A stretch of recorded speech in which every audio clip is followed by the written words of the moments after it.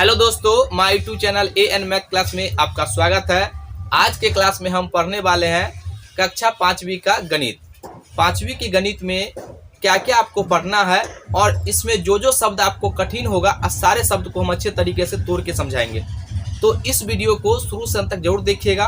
और ये वीडियो खास करके उन दोस्तों के लिए है जो बिहार प्राथमिक शिक्षक का तैयारी कर रहे हैं, उनके लिए बहुत ही इम्पोर्टेंट वीडियो है। तो इस वीडियो को मिस ना करें और शुरू से अंत तक इस वीडियो को जरूर देखें, तभी आप एक एक चीज़ को समझ पाइएगा।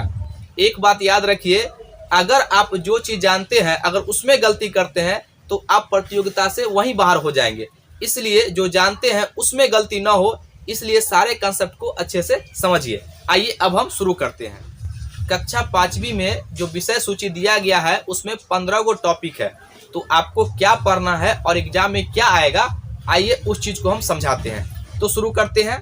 यहाँ पर आपको सबसे पहला ही टॉपिक है संख्याओं के साथ खेलना। तो आइए हम एक एक करके आपको हम समझाते हैं। यहाँ पर आपको दिया जाएगा 1, 3, 5। आपसे कहा जाएगा 3 अंकों की कितनी संख्या बन सकती है। तो यहाँ पर पहले तो अंक देगा, संख्या बनाने आना चाहिए तभी हम आगे चीज बढ़ेंगे। तो सबसे पहला हो जाएगा आपको 1, 3, 5 पहला संख्या। दूसरा कहेगा तो 3, 1, 5। तीसरा कहेगा तो 5, 3, 1। चौथा कहेगा तो 3, 5, 1। पांचवा कहेगा तो 5, 1, 3। यहाँ पर देखिएगा रिपीट ना हो। और छठा कहेगा तो 1, 5, 3। 153। यानी 3 अंकों से बनने वाली 3 अंकों की संख्या कितना हो जाएगा? 6। इससे ज़्यादा नहीं होगा। यहाँ पर आपको ऐसा भी दिया जाएगा, कहेगा कि 0, 2 और 3 से बनने वाली 3 अंकों की कुल कितनी संख्या होगा। तो यहाँ पर सबसे पहला संख्या क्या होगा? 0, 2, 3 कहेंगे। दूसरा अगर पूछा जाएगा तो 0, 3, 2। तीसरा पूछा जाएगा तो 3, 2, 0।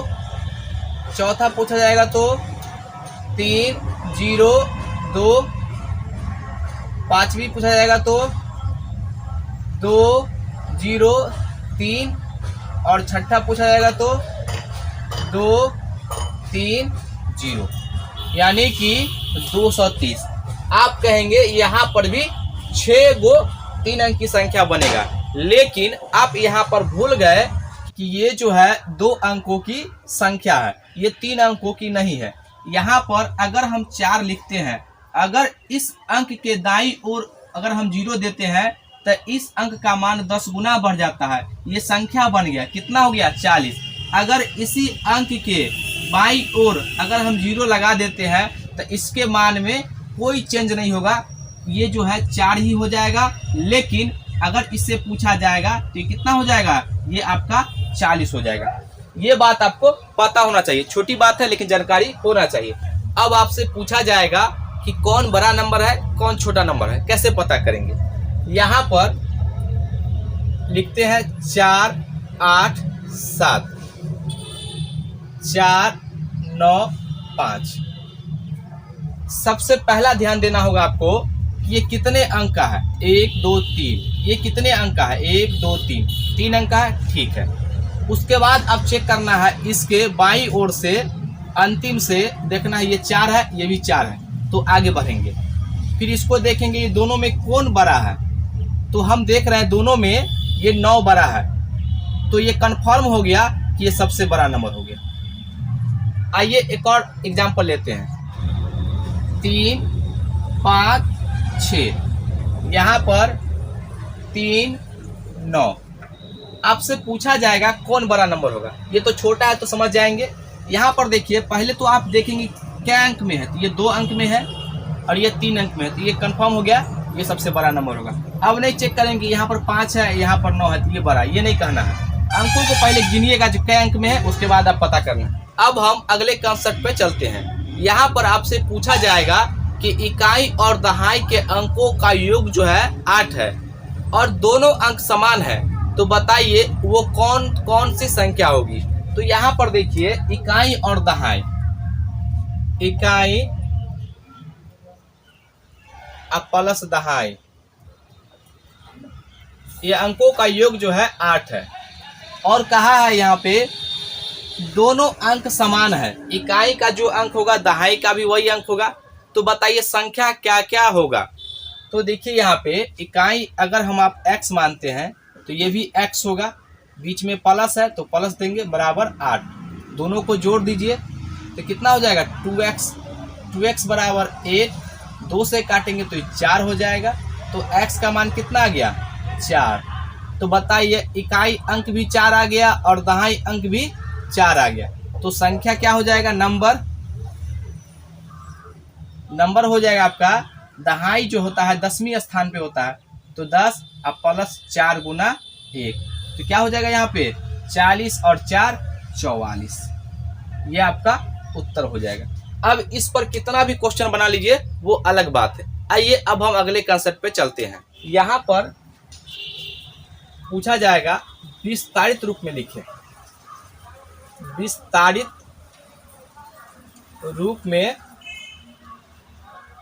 लिखिए।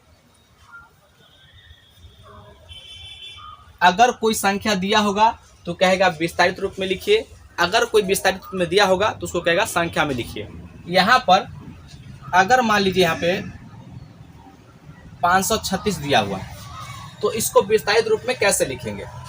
तो अब देखिए ये इकाई दहाई सैकड़ा, तो सैकड़ा के स्थान पे है तो 5 गुना 100 प्लस ये दहाई के स्थान पे है तो 3 गुना 10 प्लस ये इकाई के स्थान पे है तो 6 गुना 1। इसी को हम कहते हैं विस्तारित रूप में लिखना। यहाँ पर आपसे कहेगा कि 100 प्लस 5 गुना 10 अब प्लस 7 गुना 1, ये विस्तारित रूप में लिखा हुआ है। इसको संख्या में लिखिए, कैसे लिखेंगे तो आप जो है इसको ऐसे समझिएगा, ये 300 है तो यहाँ पर लिख लीजिए 300, ये कितना है 5 दहाई के 50, तो 50 ऐसे लिखिए और 7 गुना 1 7, जोड़ेंगे कितना हो जाएगा 7 5 3, या आप इसको डायरेक्ट लिख सकते थे 7 5 और 3, क्योंकि इकाई है 7, दहाई है 5 और सैकड़ा है 3, तो ये 3 आ गया। अब हम अगले कंसेप्ट पे चलते हैं। यहाँ पर आपसे पूछा जाएगा एक अंकों की बड़ी संख्या क्या होगा, एक अंकों की छोटी संख्या क्या होगा, 2 अंकों की बड़ी संख्या क्या होगा, 2 अंकों की छोटी संख्या क्या होगा। इसके बेस पर सवाल बनते हैं। अगर आप सेट बनाए होंगे तो जरूर इस पर सवाल आता है। अभी हम आपको समझाते हैं। यहाँ पर सबसे पहले हम लिखेंगे एक अंकों की सबसे बड़ी संख्या,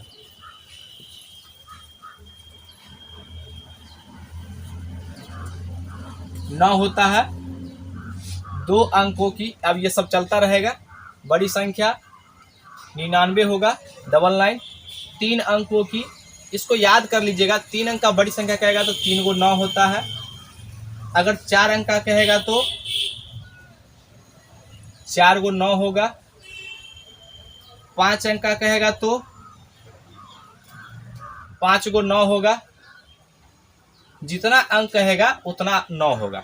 यहाँ पर 6 अंक का कहेगा तो 6 को 9, 7 अंक का कहेगा तो 7 को 9, इस तरीके से ये बढ़ते जाएगा। ठीक है, जितना अंक का पूछेगा उतना ही 9 हम लिख देंगे। उसके बाद यहाँ पर आपसे पूछा जाएगा एक अंकों की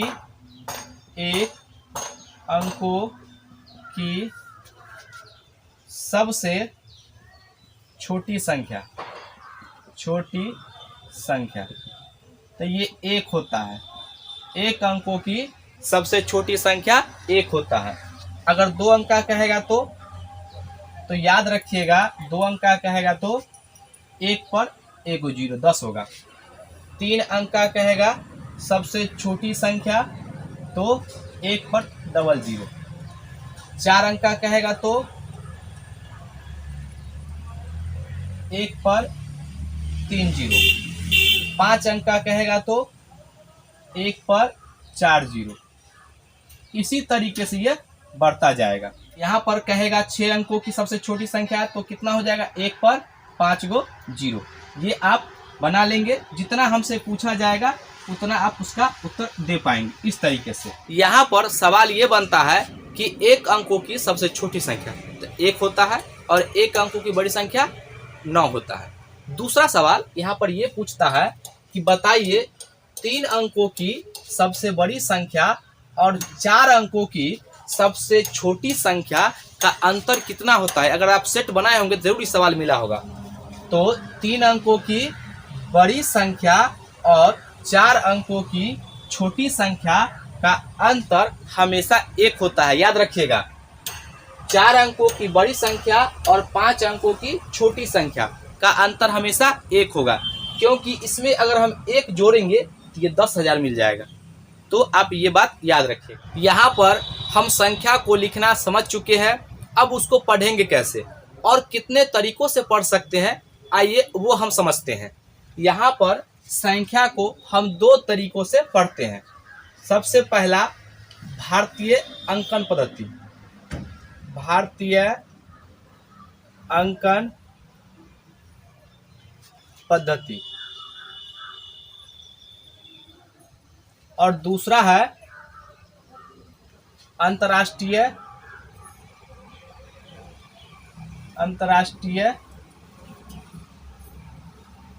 अंकन पद्धति।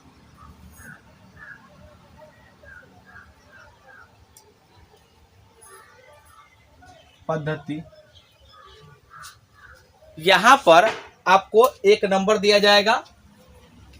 यहाँ पे हम एक नंबर लिखते हैं 7 5 6 8 9 6 3 2। इसको भारतीय पद्धति में कैसे लिखा जाएगा, तो सबसे पहला इसको भारतीय पद्धति में 3 अंक के बाद कॉमा लगाएंगे, उसके बाद 2-2 अंक के बाद कॉमा लगा, ये पहली बात। दूसरा इसको पढ़ेंगे कैसे, इसको पढ़ते हम इकाई। इसको दहाई,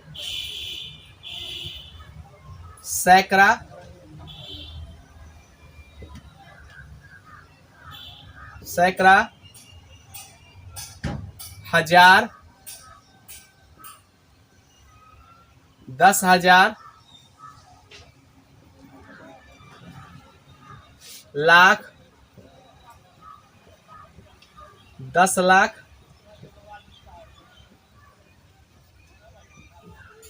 करोड़। ये जो है ये भारतीय अंकन पद्धति में पढ़ते हैं। यहाँ पर कैसे पढ़ेंगे, हम एक नंबर लिखते हैं 5 6 7 3 2 1 9 6। इस तरीके से नंबर लिखा गया है।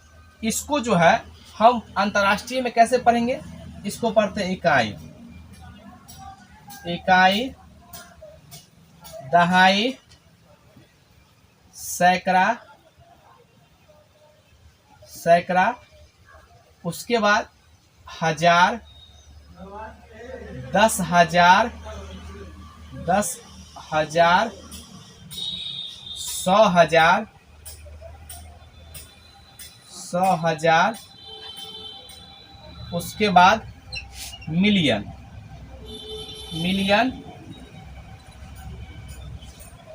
10 मिलियन, 10 मिलियन। इस तरीके से पढ़ाता है। उसके बाद आगे अगर नंबर होता तो 100 मिलियन, उसके बाद बिलियन। इस तरीके से हम पढ़ते हैं। यहाँ पर आपको डायरेक्ट क्वेश्चन पूछा जाता है कि 10,000 बराबर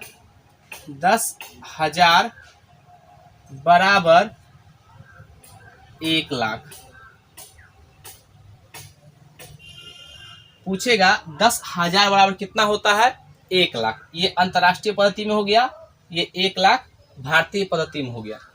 आपसे पूछा जाएगा कि 1 मिलियन बराबर 1 मिलियन बराबर कितना होता है, तो आप कहेंगे 10 लाख होता है। 10 लाख बराबर 1 मिलियन। यहाँ पर 1 बिलियन बराबर 1 बिलियन बराबर कितना करोड़ होगा, तो 1 बिलियन बराबर 100 करोड़ होता है। और 1 बिलियन बराबर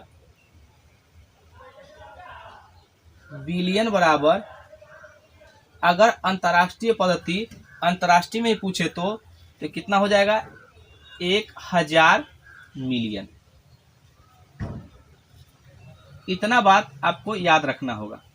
आपसे पूछा जाएगा कि 1 करोड़ में कै गो जीरो होता है, तो 1 करोड़ में 7 गो जीरो होता है। ये बात याद रखिएगा, 1 करोड़ में कितना जीरो होता है, 7 गो जीरो। यहाँ पर देख लीजिए, इकाई, दहाई, सैकड़ा, हजार, 10,000, लाख, 10 लाख, करोड़। देखिए 7 गो जीरो है ना, तो 1 करोड़। 1 करोड़ में कितना जीरो होगा, 7 गो जीरो। अब हम अगले कंसेप्ट पे चलते हैं। आप देख रहे होंगे क्वेश्चन को पहले लिख दिए हैं। यहाँ पर आपसे पूछा जाएगा जो संख्या लिखा गया है उसका नाम लिखना है। आखिर में शब्दों में उसका नाम क्या होगा, अगर शब्द में दिया जाएगा तो अंकों में कैसे लिखेंगे। तो यहाँ पर ये अंकों में दिया गया है, इसको शब्दों में लिखना है, तो कैसे लिखेंगे आइए सीखते हैं। पहले इसको पढ़ेंगे, इकाई, दहाई, सैकड़ा, हजार, 10,000, लाख। तो लिखेंगे 9 लाख 54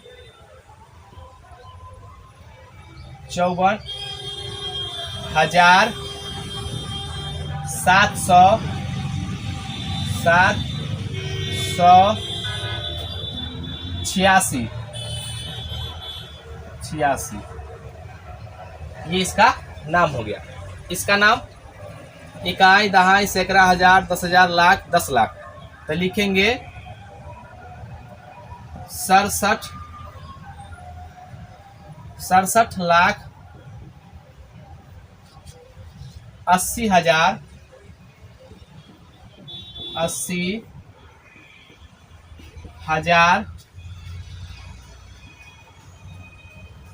562।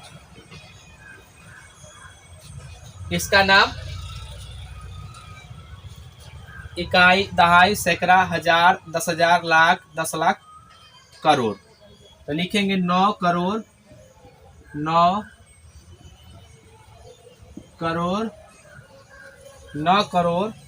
56 हजार 470।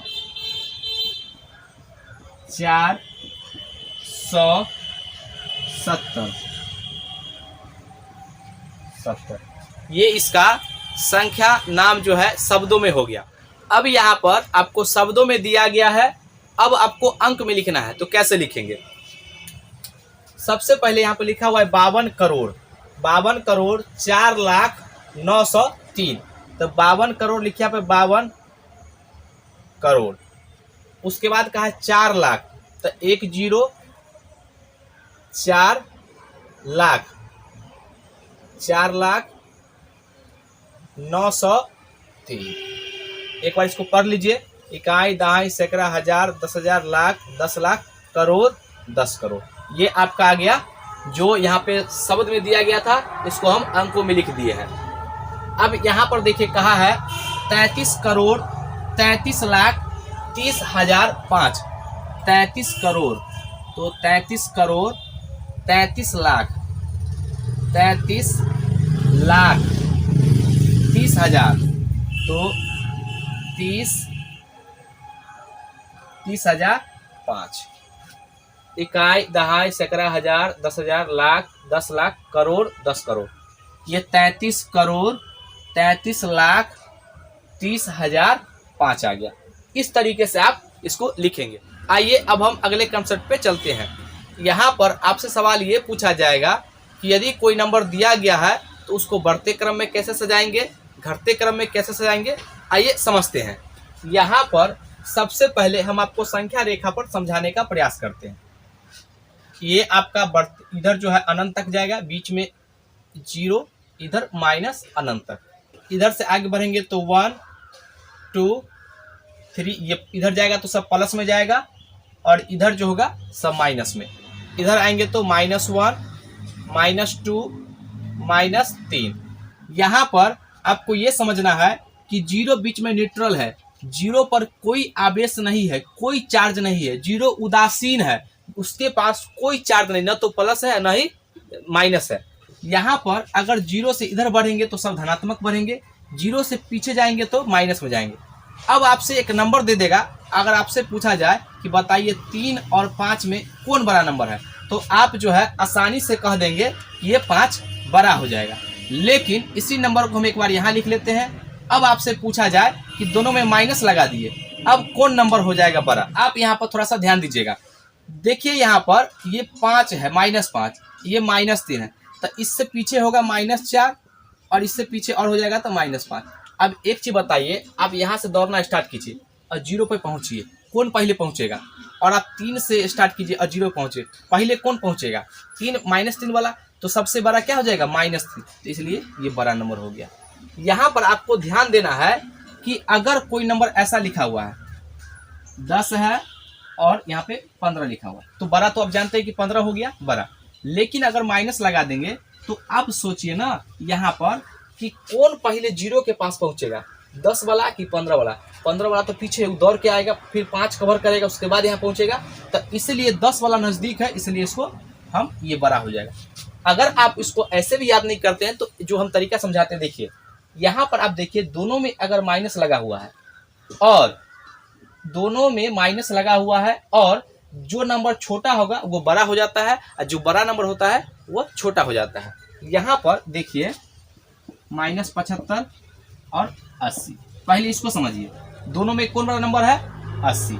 लेकिन दोनों में माइनस लगा देंगे तो जो बड़ा है वो छोटा हो जाएगा, जो छोटा है वो बड़ा हो जाएगा, ये बड़ा हो जाएगा। यहाँ पर हमसे सवाल पूछा गया है -12 6 -4 0 10 9, इसको बढ़ते क्रम में और घटते क्रम में लिखे।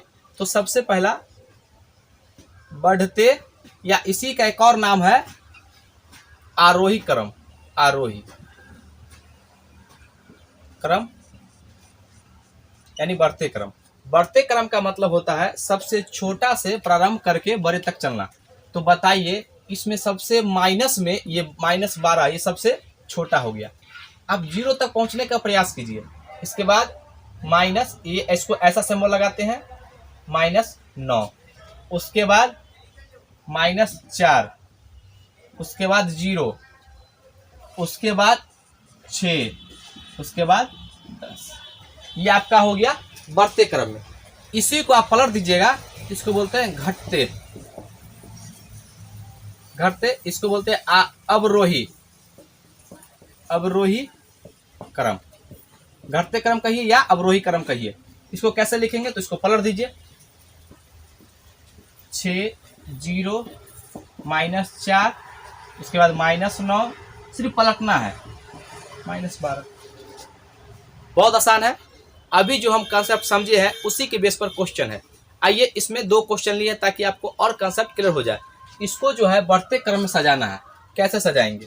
सबसे पहला, अब देखिए छोटा कौन है सभी में, तो सबसे छोटा ये है 65 20 87, उसके बाद बड़ा कौन होगा? ये दोनों में सबसे छोटा कौन है? तो देखिएगा 98 65, यहाँ पे 7 है, तो इसका मतलब ये छोटा हो गया। 98 65 42, लास्ट में कौन आएगा? 98 72 45। अब इसमें देखिए सजाना है तो सबसे छोटा को ढूंढिए। यहाँ पे 27 54, यहाँ पे 58 है 54 है, इसलिए सबसे छोटा ये हो गया 27 54 6 8 9। इससे जस्ट बड़ा कौन होगा? 27 58 9 5 4। इससे जस्ट बड़ा कौन हो जाएगा? 28 65 40 3। ये सबसे बड़ा हो गया। इसी को हम कहते हैं बढ़ते क्रम में सजाना। आइए एक और क्वेश्चन लेते हैं घटते क्रम पर। अब हम सीखेंगे कि इसको घटते क्रम में कैसे सजाएंगे। यहाँ पर हम क्वेश्चन को पहले ही लिख दिए है, इसको घटते क्रम में सजाना है। तो यहाँ पर ध्यान दीजिएगा, सबसे इसमें बड़ा से स्टार्ट करना है। सबसे बड़ा कौन होगा सभी में? तो देखिए यहाँ पे सभी पहले देखिए 6 डिजिट में है ना, सब 6 डिजिट में है। उसके बाद 65, यहाँ 35, ये 87। तो सबसे बड़ा कौन हो गया? 87, 65, 43। उसके बाद इससे जस्ट छोटा कौन होगा? 65, 43, 89। इससे जस्ट छोटा कौन होगा? 35, 48, 76। इसका देखिए यहाँ पे सबसे बड़ा इसमें कौन है? तो सबसे बड़ा जो है यहाँ पे ये है, आपका हो गया 700, 890। इससे जस्ट छोटा कौन हो जाएगा? यहाँ पे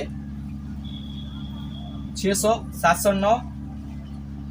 उससे जस्ट छोटा अब हो जाएगा 600, 510। इसको हम घटते क्रम में ऐसे लिखेंगे।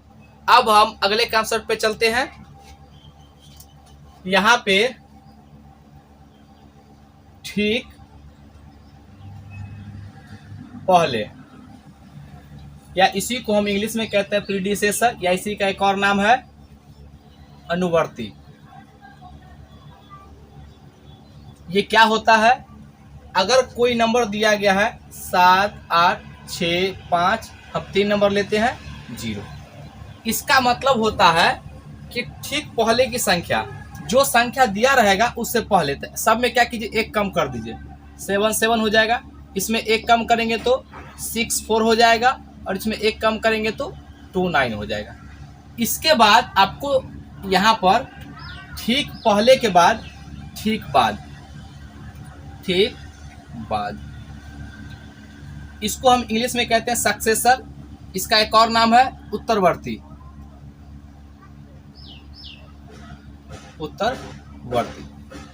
यहाँ पर आपको संख्या दिया रहेगा 49, 39, 684। इसको जो है आपको ठीक बाद की संख्या कैसे निकालेंगे? तो जब भी कहेगा ठीक बाद की संख्या में, तो पहले में 1 ऐड कर दीजिए। कितना हो जाएगा? ये 50। इसमें 1 ऐड कर दीजिए 40। इसमें 1 ऐड कर दीजिएगा, कितना हो जाएगा? 685। ये आपका हो गया ठीक पहले की संख्या और ठीक बाद की संख्या। पहले में क्या करना है? 1 कम कर देना है, और बाद में क्या करना है? 1 जोड़ देना। अब हम अगले कॉन्सेप्ट पे चलते हैं। यहाँ पर 2 टर्म आता है, एक आता है गुणज और एक आता है गुणनखंड। यहाँ पे आपको बेसिक बात समझना है। गुणज क्या होता है पहले ये समझेंगे। गुणज, यहाँ पर गुणज क्या होता है? तो 2 संख्याओं को आपस में जब गुणा करते हैं तो प्राप्त गुणनफल दी गई संख्या का गुणज कहलाएगा, यानी उसके टेबल में आएगा। जैसे अगर हम यहाँ पे 2 लेते हैं और 3, दोनों को मल्टीप्लाई कर दिए, कितना गया मल्टीप्लाई करने पे? 6। तो देखिए 2 का पहाड़ा में भी 6 आता है और 3 का पहाड़ा में भी 6 आता है। तो यहाँ पे हम क्या होता है? प्रत्येक संख्या का क्या हो गया? मल्टीपल हो गया। यहाँ पर आपसे पूछा जाएगा कि मल्टीपल का सबसे छोटा संख्या कौन होगा? तो जिस संख्या के बारे में कहा जाएगा वही सबसे छोटा मल्टीपल होगा। सबसे बड़ा मल्टीपल अनंत हो जाएगा, इसलिए बड़ा पता नहीं कर सकते, छोटा खुद वही नंबर हो जाएगा। अगर आपसे पूछेगा 4 का मल्टीपल ज्ञात कीजिए, लेकिन सबसे छोटा मल्टीपल बताइए, तो 4 खुद वही नंबर हो जाएगा। 4 खुद वही नंबर।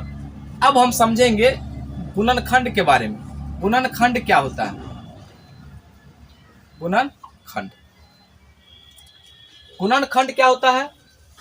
तो वह संख्या जिससे पूर्णतः विभाजित हो जाए, वह सभी संख्या दी गई संख्या का गुणनखंड कहलाता है। एक एग्जांपल से आपको हम समझाते हैं। ये 6 है, तो 6 को कौन कौन नंबर काट रहा है? इसको 1 काटेगा, 2 काटेगा, 3 काटेगा और 6 काट रहा है खुद। तो ये जो 4 नंबर जो काट रहा है, 4 से जो कट रहा है, तो सभी जो हो गया 6 का गुणनखंड हो गया। यहाँ पर आप पूछा जाएगा कि 12 का गुणनखंड ज्ञात कीजिए, तो आपको सोचना होगा जो कौन कौन नंबर इसको काट रहा है। 1 से भी कटेगा, 2 से भी कटेगा, 3 से भी कटेगा, 4 से भी कटेगा, 6 से भी कटेगा और 12 से कटेगा, तो इसका कितना गुणनखंड हो गया? 6 गुणनखंड हो गया। आपसे यहाँ पर पूछा जाएगा कि बताइए सबसे छोटा गुणनखंड कौन सा होता है, तो 1 होता है सबसे छोटा गुणनखंड। किसी भी संख्या का सबसे छोटा गुणनखंड 1 होता है। सबसे बड़ा गुणनखंड क्या होता है? तो वह खुद नंबर होता है। उसके बाद पूछा जाएगा आपसे गुणनखंडों की संख्या फिक्स होती है या नहीं, तो गुणनखंडों की संख्या फिक्स होती है, परिमित होती है, उसको गिन सकते हैं। यहाँ पर आपको एक बात जानना है कि गुणज को ही, ये जो गुणज लिखते हैं इसी को ही हम कहते हैं अपवर्त। अपवर्त, ये शब्द को याद रखिएगा। इसका मतलब ही होता है मल्टीपल, और गुणनखंड का मतलब होता है गुणनखंड। इसका एक और नाम है अपवर्तक। अपवर्तक, अपवर्तक इसी को कहते हैं। अब हम समझेंगे कि भिन्न क्या होता है। यहाँ पर भिन्न, इसको हम इंग्लिश में कहते हैं फ्रैक्शन। भिन्न क्या होता है? तो वह संख्या जो p/q के रूप में लिखा हो और q बराबर नॉट इक्वल टू 0 हो, तो ऐसी संख्या को क्या कहेंगे? हम भिन्न कहेंगे। भिन्न को, इसको हम p/q के रूप में लिखते हैं, इसको हम बोलते हैं अंश, और इंग्लिश में कहते हैं नॉमरेटर, नॉमरेटर, और इसको बोलते हैं हर, डिनोमिनेटर, डिनोमिनेटर। यहाँ पर भिन्न को जो हम लिखते हैं ऐसे 1/2, 3/5 और 3/0, बताइए इसमें कौन भिन्न है? तो यहाँ पर ध्यान दीजिएगा, अगर नीचे में 0 आ जाएगा तो ये जो है अपरिभाषित हो जाता है, अनंत हो जाता है, इसको हम भिन्न नहीं कहेंगे। ये भिन्न है और ये भिन्न है। यहाँ पर भिन्न का जोड़ आपको आता होगा, भिन्न में भिन्न का जोड़ करना होता है, भिन्न घटाव करना होता है। अगर ऐसा लिखा हुआ भिन्न में 5/3, तो इसका मतलब होता है जो 5 को 3 समान भागों में बांटना।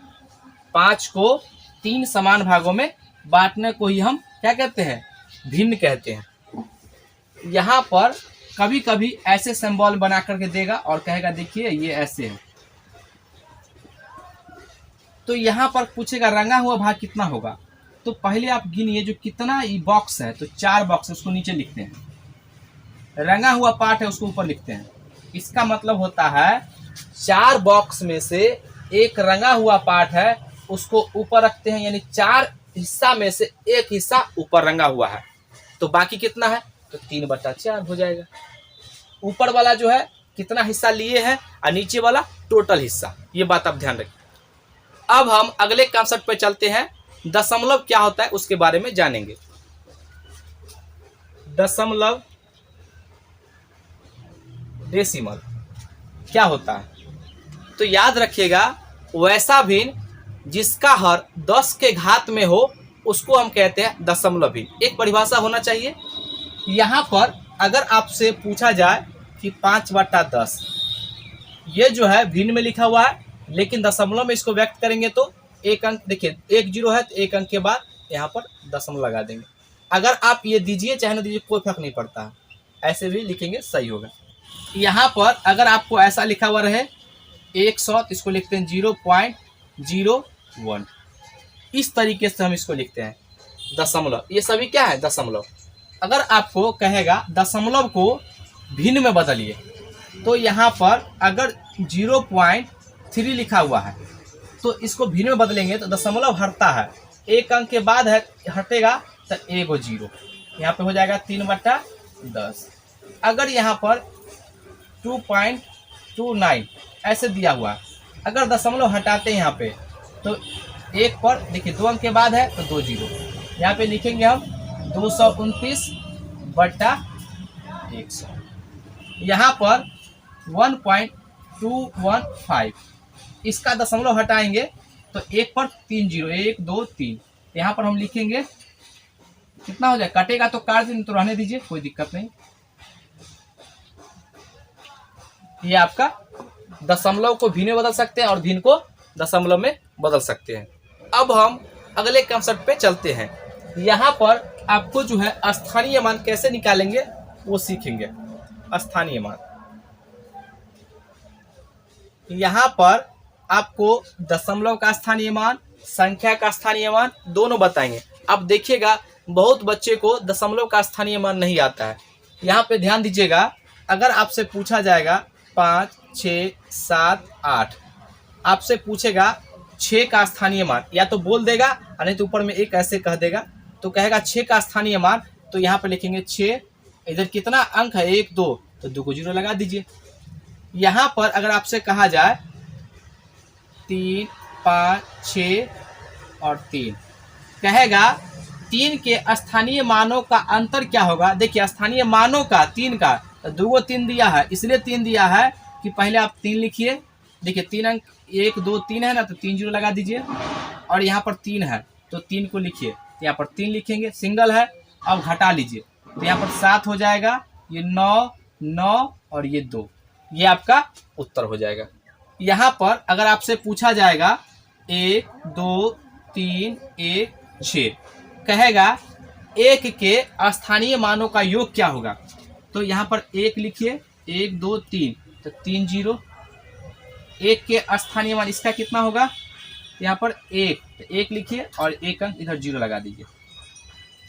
योग कहा है ना, तो जोड़ देंगे 0, 1, 0, 1, इसका योग हो गया। अगर आपसे यहाँ पर गुना भी पूछ सकता है, कंपटीशन आगे बढ़ गया है। 3, 2, 5, 4, 2, कहेगा 2 का स्थानीय मानों का गुणनफल क्या होगा, तो 2 का स्थानीय मान जो है 2, 1, 2, 3, तो 3 0 यहाँ पे देंगे। और इसका जो है स्थानीय मान कितना होगा 2, और कह रहा है गुणनफल क्या होगा, तो गुणनफल का मतलब गुना कर दीजिए, 0, 0, 0, 4, ये आपका उत्तर हो जाएगा। तो यहाँ पर आप ये बात समझ गए होंगे। आइए अब हम दशमलव का स्थानीय मान निकाला सीखते हैं। यहाँ पर सबसे पहले एक चीज बताइए, इसको कैसे पढ़ेंगे। 5 दशमलव क्या 68 पढ़ेंगे, 5.68 नहीं, इसको ऐसे नहीं पढ़ेंगे, 5.68 पढ़ते हैं, क्योंकि यहाँ पर दशमलव में इसको बोलते हैं दशांश, दशांश, और इसको पढ़ते हैं शतांश, इसलिए हम इसको 5.68 पढ़ेंगे। यहाँ पर अगर ऐसे लिखा हुआ है 8, 6, 3, 2, इसको पढ़ते हैं दशांश, दशांश, इसको पढ़ते हैं शतांश, इसको पढ़ते हैं सहस्त्रांश। जैसे इसको 10वां, 100वां, 1000वां, 10,000वां, इस तरीके से हम पढ़ते हैं। अगर आपसे पूछ दिया जाए कि बताइए 2 का स्थानीय मान क्या होगा, यहाँ पर हम इसको फिर एक बार लिखते हैं 3.54332। पूछा जाएगा हमसे कि 2 का स्थानीय मान ज्ञात कीजिए। दशमलव का स्थानीय मान है तो 2 का स्थानीय मान को है 2 लिखेंगे। देखिए 1, 2, 3, 4, तो यहाँ बट्टा में 1 पर 4 को 0 लिखेंगे, ये इसका स्थानीय मान हो गया। अगर 4 का स्थानीय मान पूछता तो 4 लिखते, और यहाँ पर देखिए 1, 2, 2 इधर से दशमलव के इधर से गिनिएगा तो नीचे में 2 को 0। 5 का पूछता तो 5/10 हो जाता। अगर 3 का पूछता तो 3 ही हो जाता इसका स्थानीय मान इधर का, लेकिन इधर चलेंगे तो बट्टा में 10 करके आगे बढ़ता जाएगा। ये समझ में आ गया होगा। तो आज का वीडियो कैसा लगा, अगर वीडियो अच्छा लगे तो इसको लाइक कीजिए, सब्सक्राइब कीजिए और शेयर करना ना भूलें। साथ ही साथ कमेंट जरूर कीजिए। आज के लिए यहीं तक। जय हिंद, जय भारत।